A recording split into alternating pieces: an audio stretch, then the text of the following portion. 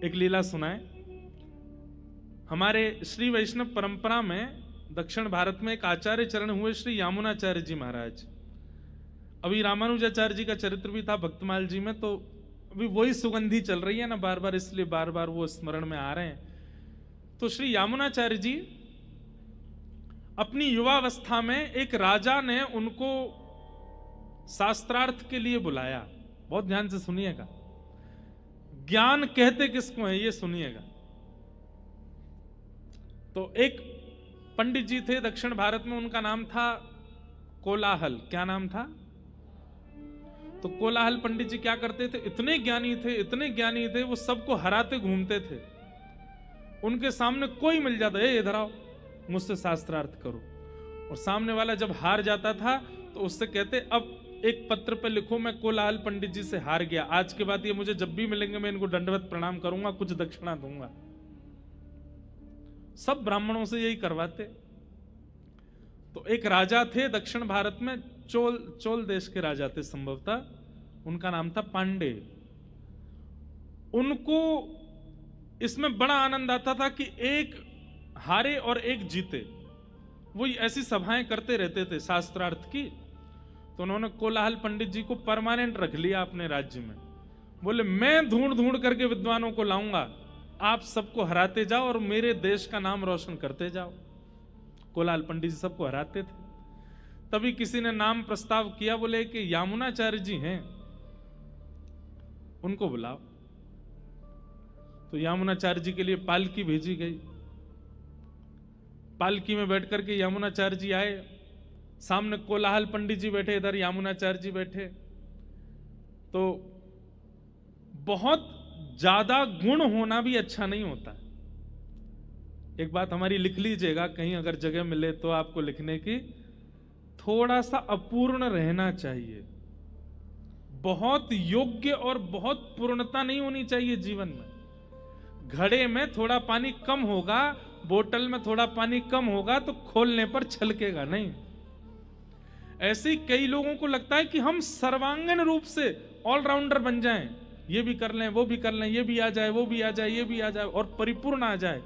नहीं, थोड़ा अपूर्ण रहने दीजिए अपने आप को। थोड़ा ज्ञान में भी अपूर्ण रहो, थोड़ा भक्ति में भी अपूर्ण रहो, थोड़ा वैराग्य में भी अपूर्ण रहो, थोड़ा खाने पीने में भी पेट को अपूर्ण रखो। अपूर्णता आवश्यक है, क्योंकि जो पूर्ण होता है ना उसका छलकने लग जाता है। तो कोलाहल पंडित जी पूर्ण थे, यामुनाचार्य जी शांत बैठे थे। तो कोलाहल पंडित जी, देखना तुम जो कहोगे उसी पर मैं तुमको हरा दूंगा और ये करूंगा वो करूंगा। राजा ने कहा आज किस विषय पर शास्त्रार्थ होगा? तो कोलाहल पंडित जी बोले, ये यामुनाचार्य जी का शांत सा मुखड़ा देख करके मुझे लगता है बड़े बड़े विषय पर तो ये हार जाएंगे मुझसे, इनकी आवाज ही नहीं निकल रही है। तो एक बड़ा सामान्य सा विषय रखते हैं। बोले क्या? ये जो कुछ भी कहेंगे मैं उसका खंडन करूंगा। मतलब आपने कहा ऊपर पर्दे का रंग है सफेद, तो अब मेरा काम है कि मैं कैसे भी खंडन करूंगा, नहीं ये सफेद नहीं है, और मुझे ये सिद्ध करना पड़ेगा कि ये सफेद नहीं है। इसको कहते हैं खंडन शास्त्र। तो कोलाहल पंडित जी बोले, इनके शांत मुद्रा देख करके लगता है बहुत बड़ा शास्त्रार्थ ये कर नहीं पाएंगे मुझसे, तो ये जो कुछ भी कहेंगे उसका मैं खंडन करूंगा।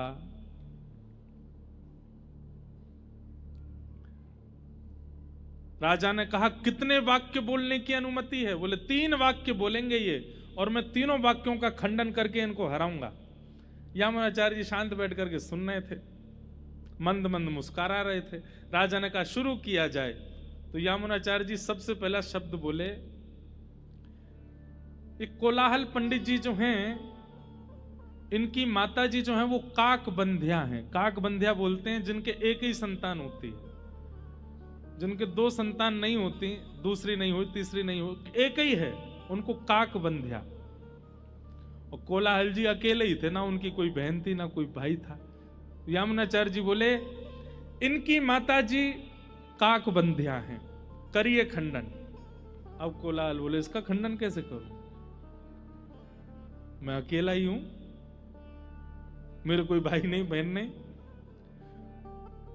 खंडन वाला नहीं चलेगा, कोई और बात करते। वो समझ गया कि ये मुझे हरा देंगे अब। तो राजा बोला नहीं नहीं, अभी 2 वाक्य रह गए हैं, उनमें खंडन भी कर दोगे तो भी आपकी विजय मानी जाएगी। तो सीरीज में तीन मैच यदि हैं तो 1 हार गए तो 2 जीत जाओ तो भी सीरीज होती है ना आपकी। बोले अभी तो 1 ही हारे हो, अभी 2 बातें और बोलेंगे। तो यामुनाचार्य जी दूसरी बात बोलते हैं, चोल देश के राजा पांडे ये बड़े धर्मनिष्ठ राजा हैं, ये बड़ी नीति से चलते हैं, गुरु आज्ञा का पालन करते हैं, करिए इस बात का खंडन।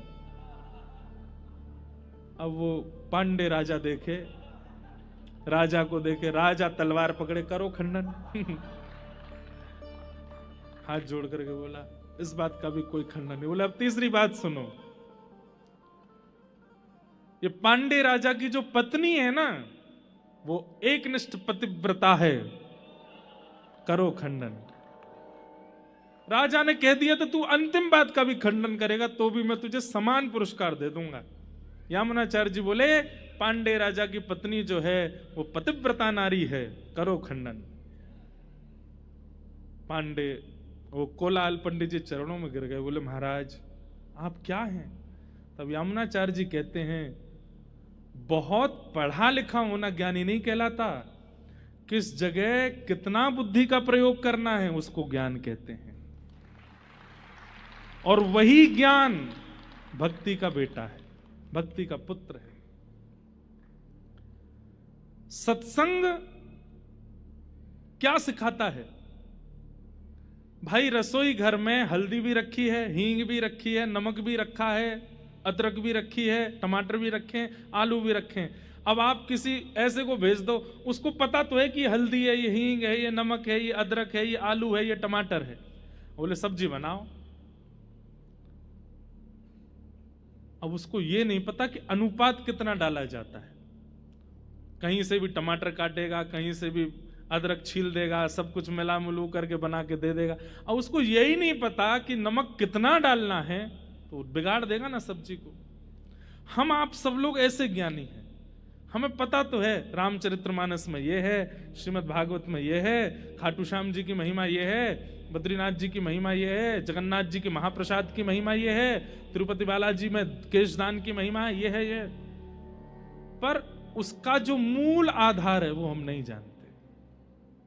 इसलिए जितनी हल्दी डालनी चाहिए उतना नमक डाल करके हम सब्जी बिगाड़ देते हैं। भाई हल्दी की मात्रा 1 चम्मच डलेगी, नमक की मात्रा तो चुटकी से डलेगी। और ये कौन सिखाता है? ये कथा सिखाती है। ज्ञान तो हो गया, लेकिन उस ज्ञान का प्रयोग कैसा होना चाहिए जीवन में, ये सत्संग सिखाता है। एक प्रकार से कह दें तो सत्संग क्या करता है?